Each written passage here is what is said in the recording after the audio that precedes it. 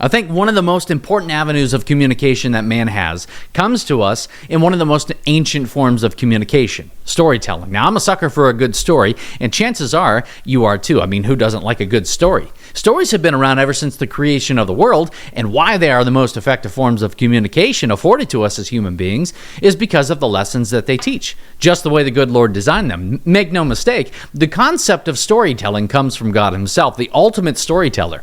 In stories, we learn the value of right and wrong, the consequences of our actions, and more. Stories are filled with warnings, rebukes, encouragements, and bravery. They inspire us to be better than we were yesterday and encourage us not to fall into the same pitfalls that our favorite characters do in their stories. And on it goes. Now, stories themselves, they've taken many different shapes and are conveyed in many different forms throughout human history. They're told through the pages of a book, like the best book ever written, the Bible.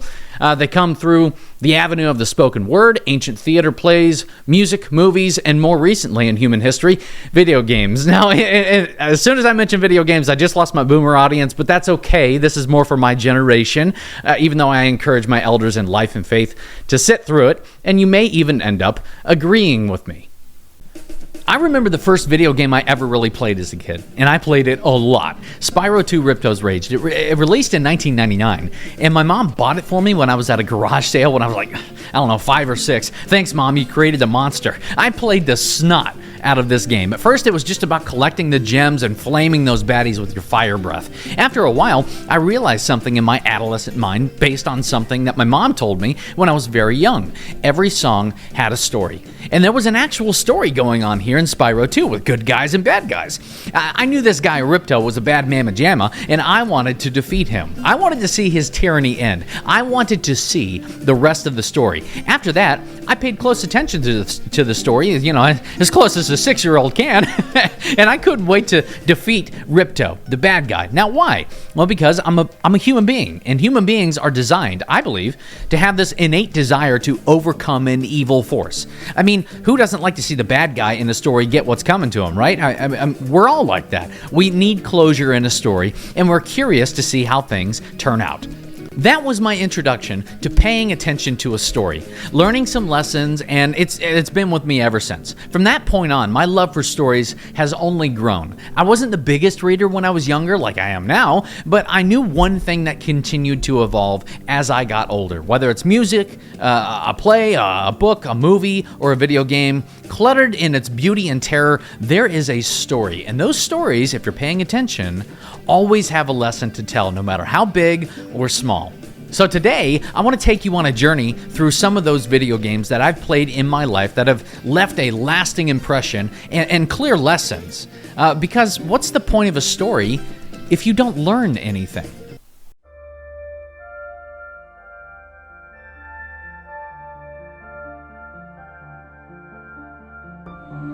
I want to begin with one of my all-time favorites and move on from there.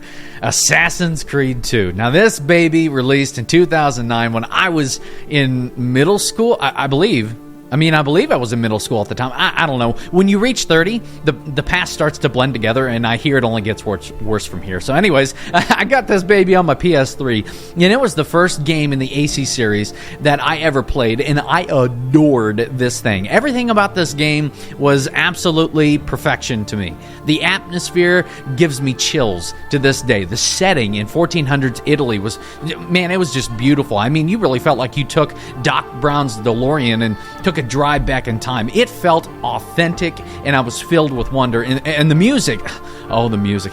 Now, let me tell you, I still listen to it today. I'm not joking. I listen to it when I'm studying my material for my classes or sermons. Anyways, this game was perfection. You play as Ezio Auditore, and Ezio, as much as I love the guy, he's your typical young, carefree womanizer who picks fights with pretty much everybody, and that's him. That's Ezio. Not much else there. He's the popular kid that all the ladies want to be with, and all the guys want to be.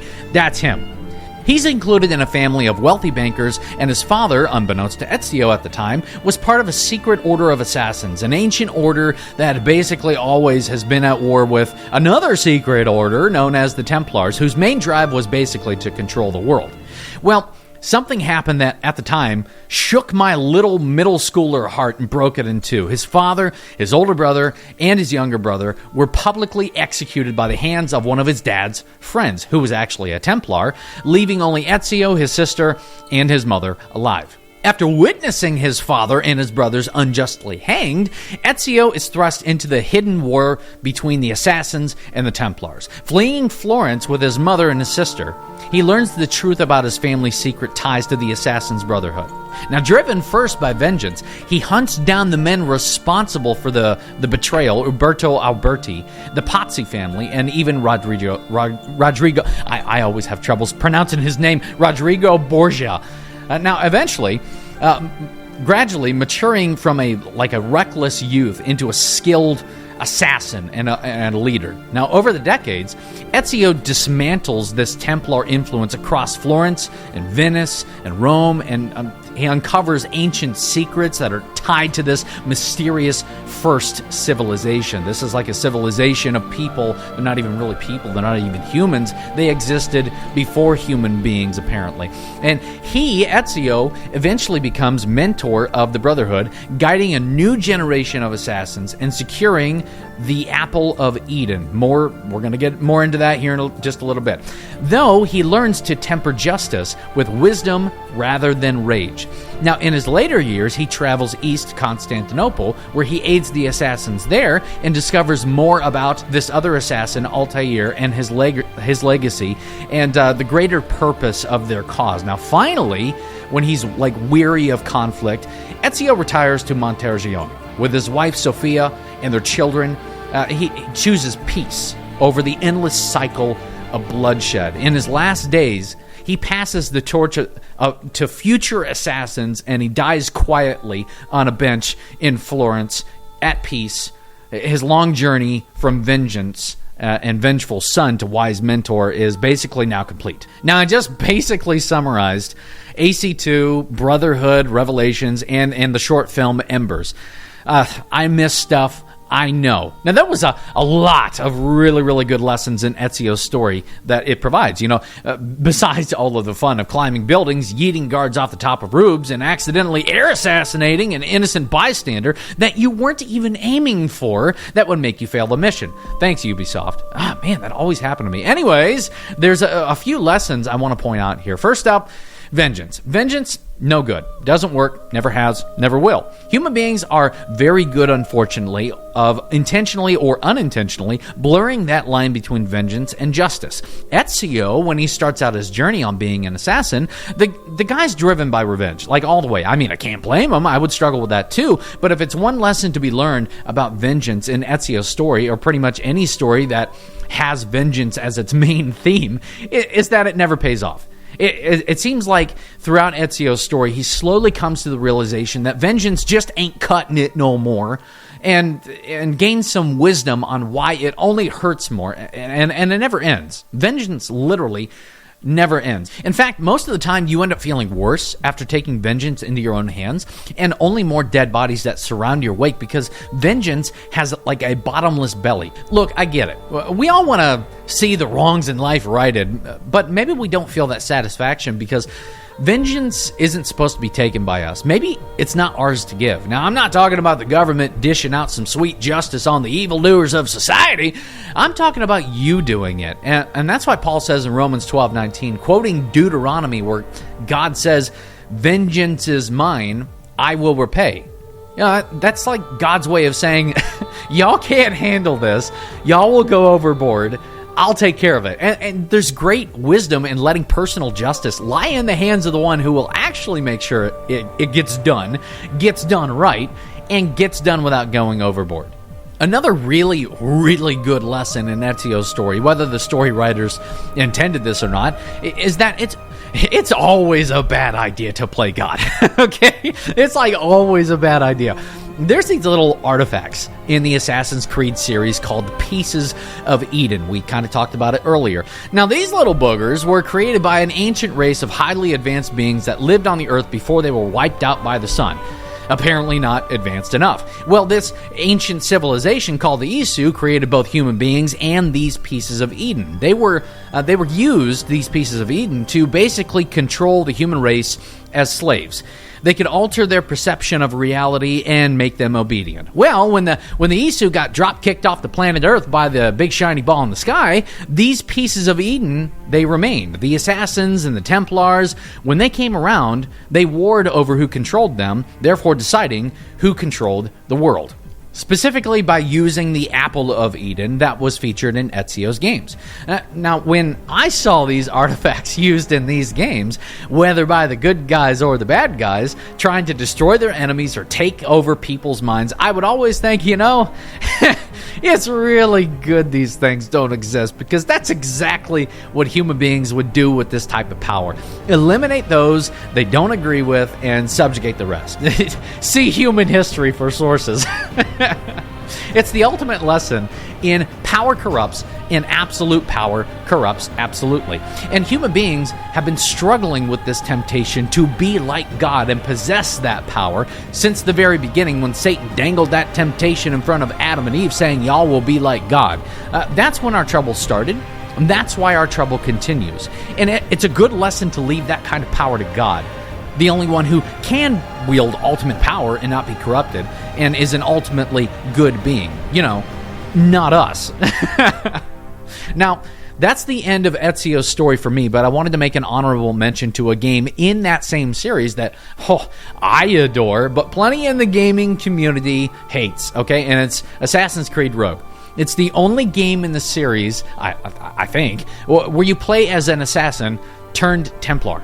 It was a great perspective to show the other side of things. You play as Shay Cormac, an assassin who's become basically disillusioned with the Assassin's Brotherhood after basically finding out, hey, you know what? These assassins are basically just as bad as the Templars. Well, before that happens in the story, he tracks down a Templar to, assassinate him. And after he does the deed, something interesting happens. And it has to do with objective morality, as in, where does your moral standard come from? See, the Assassins have a creed, hence the name Assassin's Creed for those who don't know. And the creed is, nothing is true, everything is permitted. Now, even when I was a teenager and very much not a Christian at the time, I would hear the Assassins say that and say to myself, well, that's stupid and irresponsible. Which is really saying something coming from my teenage self, okay? Anyways, old Shay Mac here does the deed, and before the Templar dies, he says a brilliant one-liner. If everything is permitted, no one is safe. If everything is permitted, then no one is safe. Now, this line of reasoning basically harkens back to C.S. Lewis's famous conclusion, the conclusion that turned him from an atheist to a Christian, and that's the idea of objective morality, as in, where do your morals come from and why? Who decides right and wrong, and so on? If your morals come from the government, well, geez, boys, we have a ton of precedent for why that's a bad idea. If your morals come from man, you can also tell why that would be a bad idea, leaving the decision between right and wrong in the hands of man. And even when that man says, nothing is true, everything is permitted, you're in for a bad time. So there has to be a transcendent standard, something or someone above everyone who says what's right and wrong. So, thanks a lot, Ubisoft. You made me agree with the Templars.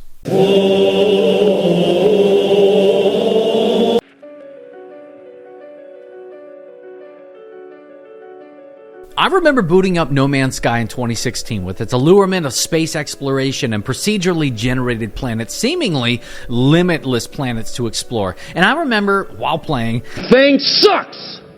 And that's because No Man's Sky was absolutely awful at launch and was nowhere near what the reveal trailer showed.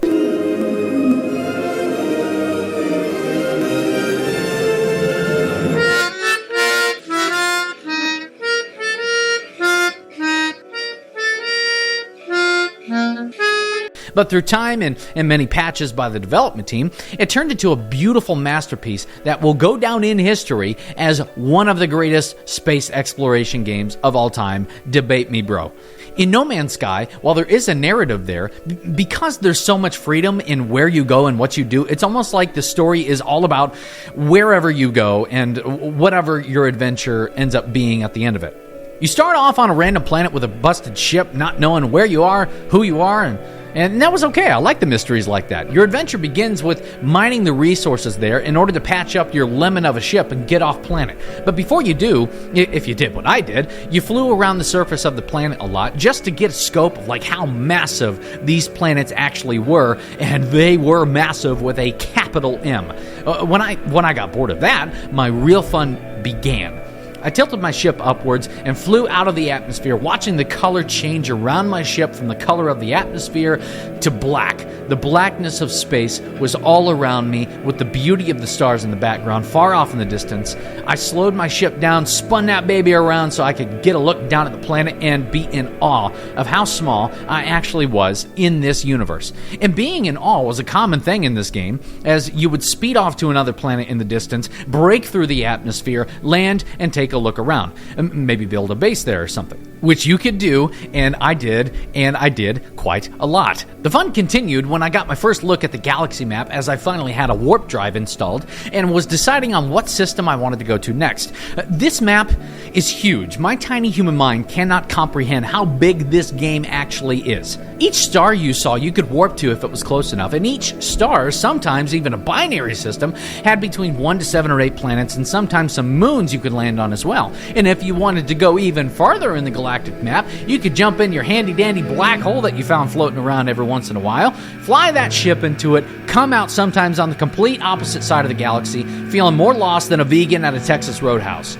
The planet diversity in this game is amazing as well, with planets that are either completely barren, contain lush grass, deserts, or volcano planets. I mean, you name it. And every single planet is different than the other. Every one. And that's because they built this game with a completely randomized system that generates the planets, so there is always diversity. I think the last time I checked, there are some like 18 quintillion planets in this game that you can fly to and explore. And if you think that you can visit them all in your lifetime, look, you're wrong. You're dead wrong. Okay, trust me, bro. Estimates of how long it would take one human being to travel to and visit each planet in No Man's Sky is something like 570 billion years real time.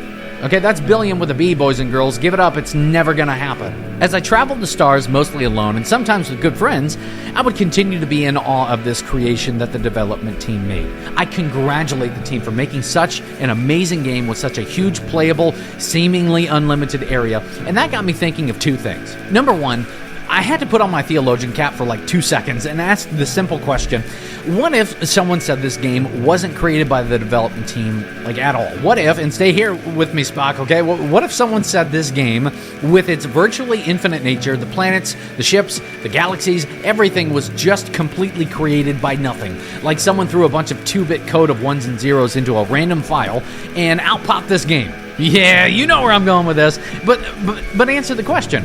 That's right. It's crazy sauce, okay? It's a mathematical impossibility, and the follow-up question becomes obvious. How much more crazy sauce is required to think the actual universe around us, with our planets and the seemingly infinite stars and galaxies around you right now, giving you that crushing weight of existential dread, was all randomly thrown together as well?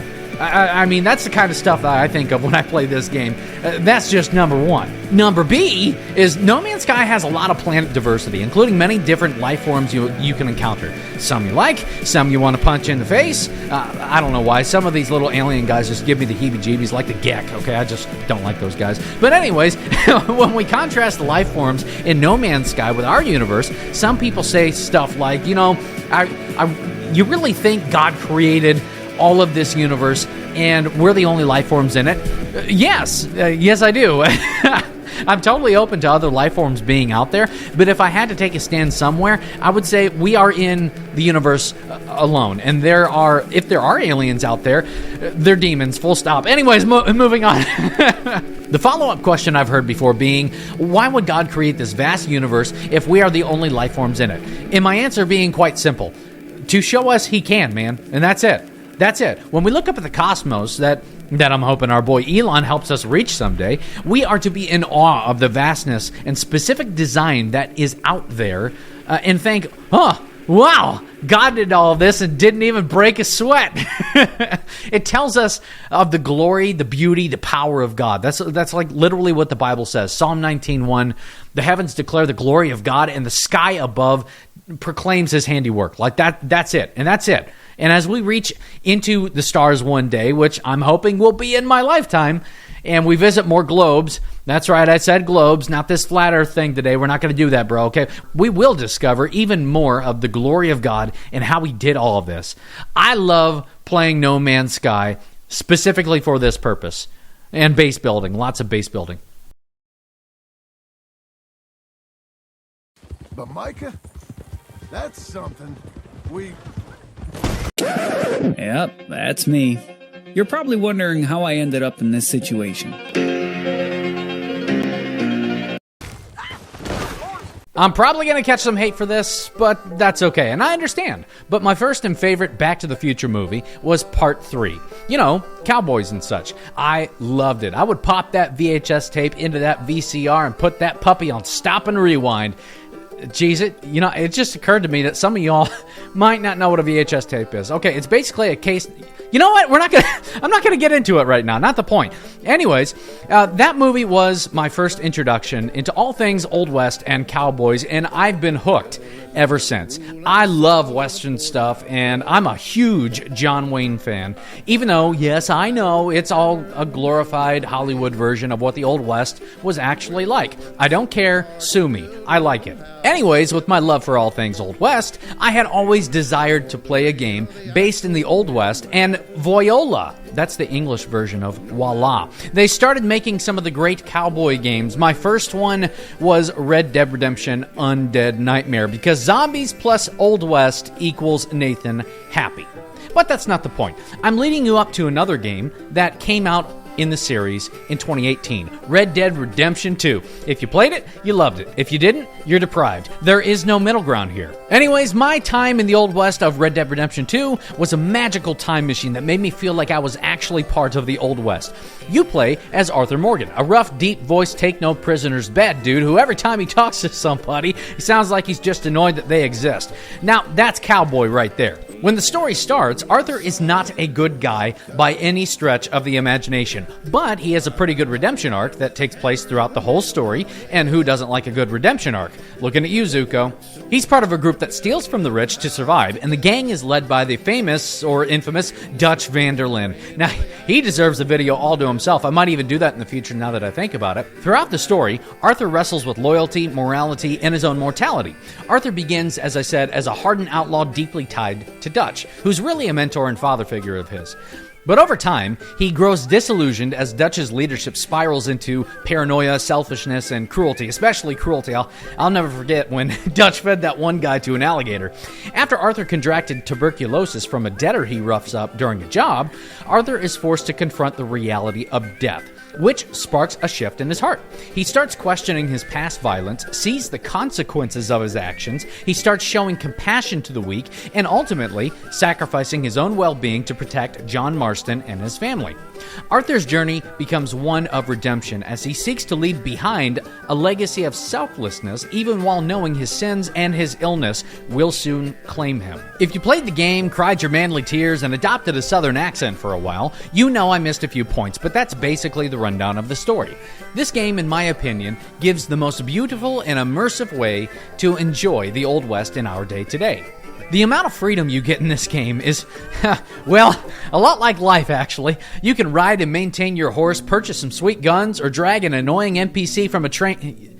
Forget about that part. The world in this game is absolutely massive, with limitless fun and crazy things that will just happen to you, complete with forests where cougars will attack you, train tracks where trains will hit you, swamps where gators will eviscerate you, creeks you think you can jump over, and mountains you can climb to your heart's content. Everywhere you go could lead to another layer of fun or your hilarious demise. One of my favorite things to be in this game was a bounty hunter. Getting paid to bring in some baddies to justice has actually always been a dream of mine.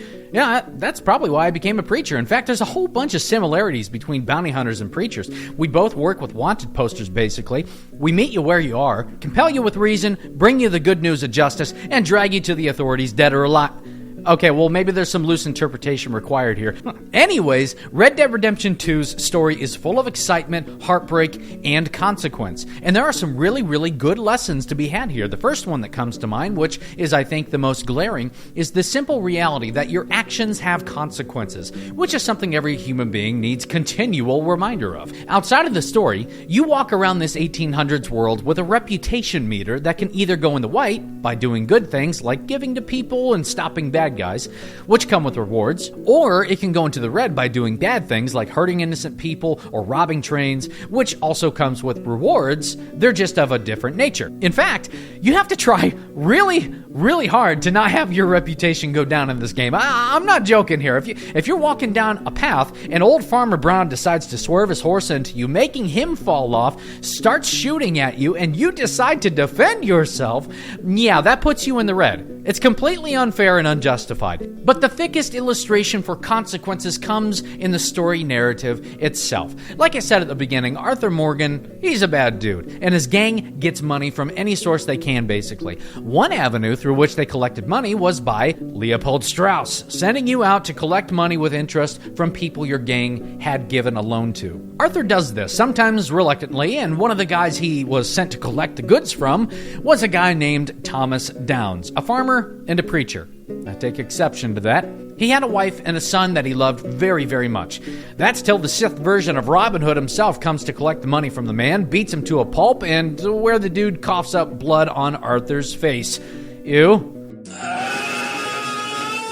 Now, the first time you play, you don't know just how significant this moment in Arthur's story is. Almost everything that takes place later in the story finds its source here at this moment.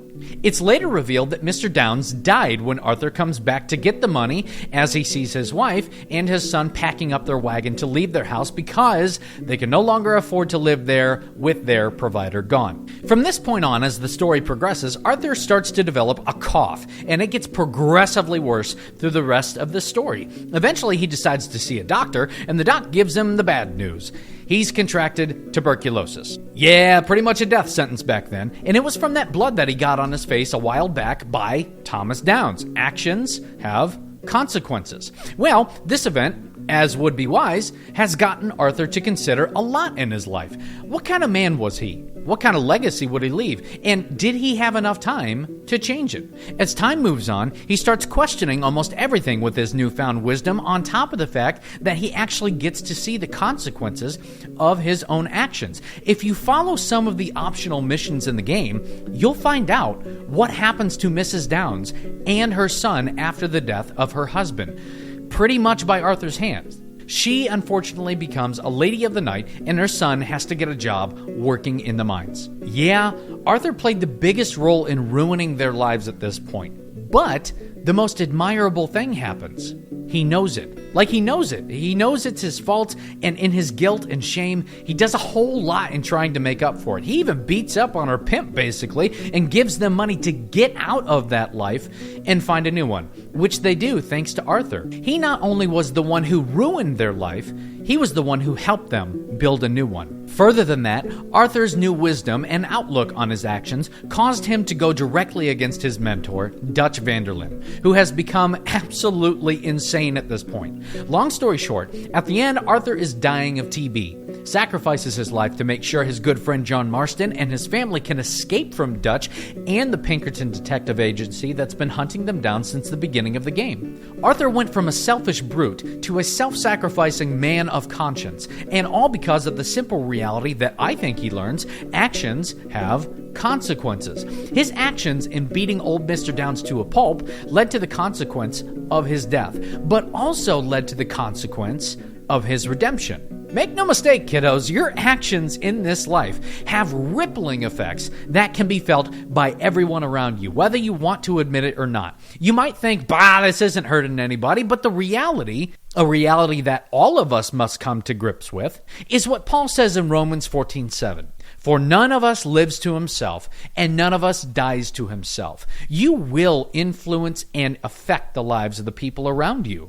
The question you have to ask is, how do I want to affect others? A final message on Arthur Morgan's story. Ladies and gents, Jews and Gentiles, life is short.